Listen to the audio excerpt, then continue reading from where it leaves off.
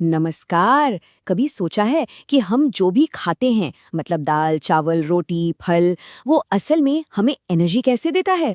ज्यादातर लोगों को लगता है कि सारा काम पेट में होता है, लेकिन आज हम शरीर के असली पावर हाउस के बारे में जानेंगे। एक ऐसा हीरो जिसके बारे में ज्यादा बात ही नहीं होती।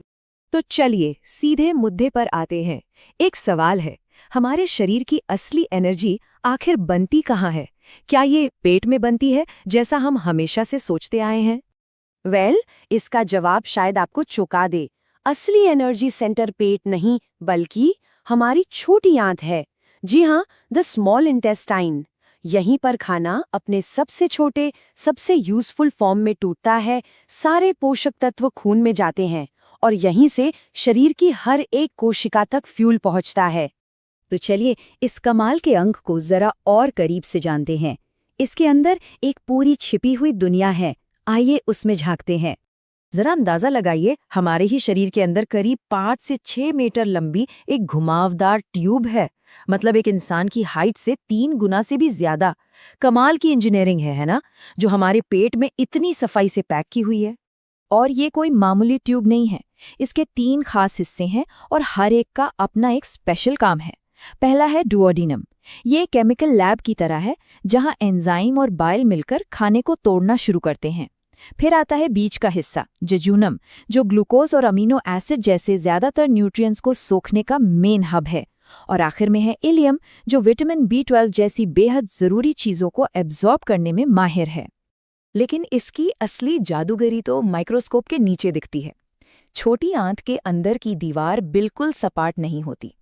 इस पर उंगलियों जैसी लाखों करोड़ों छोटी छोटी संरचनाएं होती हैं, जिन्हें विलाई कहते हैं। और कमाल की बात यह है कि इन विलाई के ऊपर और भी छोटे ब्रश जैसे रेशे होते हैं, जिन्हें माइक्रोविलाई कहते हैं। इन दोनों को मिलाकर ही बनता है ब्रश बॉर्डर। और इस शानदार बनावट का मकसद क्या है? सरफेस एरिया को बढ़ाना। और कितना बढ़ाना?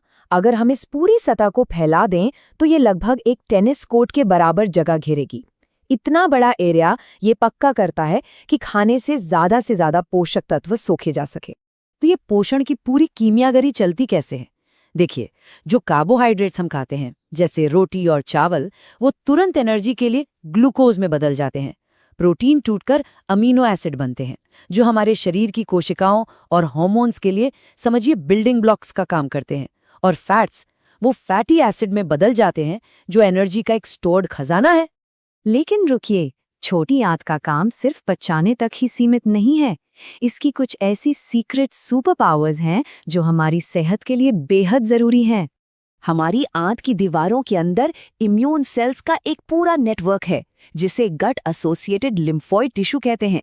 इसमें टी सेल्स और बी सेल्स जैसे सैनिक होते हैं। ये शरीर का पहला सुरक्षा कवच है, जो तय करता है कि कौन सा बैक्टीरिया दोस्त है और कौन दुश्मन। और गाल्ट इस लड़ाई में अकेला नहीं है। पता है, हमारी आंतों में लगभग 100 ट्रिलियन बैक्टीरिया रहते हैं। ये एक पूरी की पूरी अदृश्य दुनिया है, एक इकोसिस्टम जो हमारे अंदर हमारे साथ जी रहा है। और ये माइक्रोबायोम हमारे लिए बहुत काम करता है। ये विटामिन के और कुछ बी विटामिन बनाता है, शरीर में सूजन कम करता है और हमारे लिए जरूरी फैटी एसिड्स भी बनाता है। अगर इसका बैलेंस बिगड़ जाए तो आईबीएस, मोटापा और यहाँ तक कि डिप्रेशन जैसी परेशानियां भी हो सकती हैं। तो अब सबसे जरूरी सवाल पर आते हैं, हम अपनी आंत को हेल्दी रखने के लिए कर क्या सकते हैं? चलिए अब कुछ साइंटिफिक और पारंपरिक रणनीतियों पर आधारित एक ओनर्स मैनुअल देखते हैं। रोज की कुछ छोटी छोटी आदतें बड़ा बदलाव ला सकती हैं। फल, सब्जियों और साबुत अनाज से मिलने वाला फाइबर, ये माइक्रोबायोम का खाना है। दही और फर्मेंटेड फूड्स में प्रोबायोटिक्स होते हैं, जो अच्छे बैक्टीरिया को बढ़ाते हैं। स्ट्रेस मैनेज करना भी जरूरी है, क्योंकि गट ब्रेन का कनेक्शन बिल्कुल रियल है। पवन मुक्तासन जैसे योगा पोज आंतों की चाल में मदद करते हैं। और हाँ, सुबह खाली पेट गुनगुना पानी पीना सिस्टम को प्यार से जगाने का एक बेहतरीन तरीका है। पारंपरिक ज्ञान की बात करें तो त्रिफला का नाम सबने सुना है, और विज्ञान भी इसे मानता है। सबसे अच्छा तरीका है इसे रात में सोने से कुछ देर पहले गुनगुने पानी के साथ लेना। साइंटिफिकली देखें तो ये एक हल्का लैक्सेटिव है, एंटीऑक्सीडेंट से भरपूर है और आंतों की गति को सुधार सकता है। अगला उपाय है अजवाइन, जो गैस और बदहजमी के लिए किसी रामबाण से कम नहीं। खाने के बाद आधा चम्मच हल्का भुना हुआ अजवाइन चबाना बहुत फायदेमंद हो सकता है। इसमें थाइमोल नाम का एक कंपाउंड होता है जो डाइजेस्टिव एंजाइम को बढ़ा सकता है और पेट की ऐंठन को भी कम करता है। हम अक्सर खाने के बाद सौंफ खाते हैं, है ना? इसके पीछे भी साइंस है। 1 चम्मच सौंफ चबाने से गैस को शरीर से बाहर निकालने में मदद मिलती है। ये पेट की मांसपेशियों को आराम देती है, जिससे हल्की बदहजमी में तुरंत राहत मिल सकती है। और आखिर में हल्दी, हमारी रसोई का गोल्डन मसाला। इसे रात में दूध के साथ या सुबह खाली पेट ले सकते हैं। और एक प्रो टिप, इसमें 1 चुटकी काली मिर्च जरूर मिलाएं।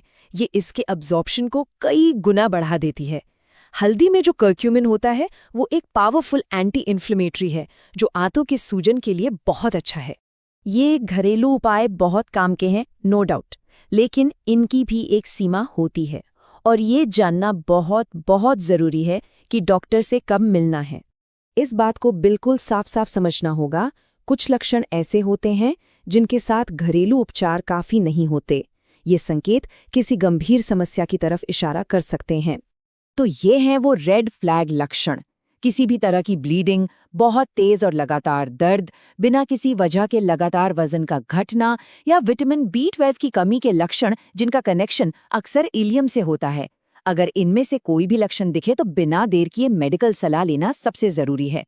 तो हमने देखा कि छोटी आंत सिर्फ एक पाइप नहीं है, ये हमारे शरीर का एनर्जी जनरेटर, न्यूट्रिशन का गेटवे और इम्यूनिटी का किला है। आयुर्वेद हो या मॉडर्न साइंस, दोनों मानते हैं कि पाचन का स्वास्थ्य ही पूरे शरीर के स्वास्थ्य की नींव है।